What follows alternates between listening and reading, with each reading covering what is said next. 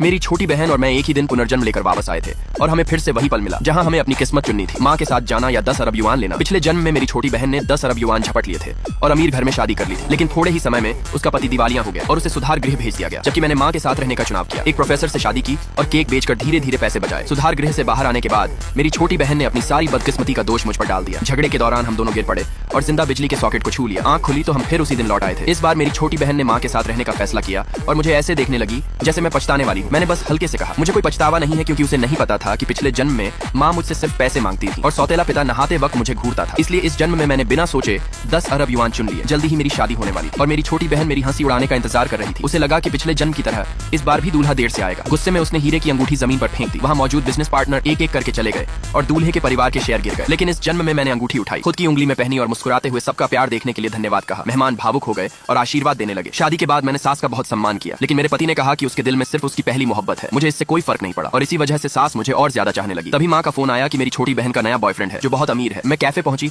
और देखा कि वह वही घटिया आदमी था जिसने पिछले जन्म में मुझे धोखा दिया था और उसकी सारी पहचान नकली थी। मैंने छोटी बहन को चेतावनी दी, लेकिन उसे लगा मैं जल रही हूँ और वह उसी के साथ रहने पर अड़ गई। वह आदमी मेरे पास आकर मुझे धमकाने लगा कि मैं उसके पीछे न पड़ूं। मैंने बस इतना कहा, मेरी कमाई के रास्ते में मत आओ, क्योंकि यह कैफे असल में मेरा ही था, सास की दी पूंजी। और पिछले जन्म के अनुभव से मैंने सिर्फ 6 महीने में 10 मिलियन युआन कमा लिए। सास अपने बेटे से पूरी तरह निराश हो गई और मुझे विदेश ले गई ताकि मुझे परिवार का बिजनेस संभालने के लिए तैयार कर सके। और मुझे पता था कि इस जन्म में मेरी असली जिंदगी अब शुरू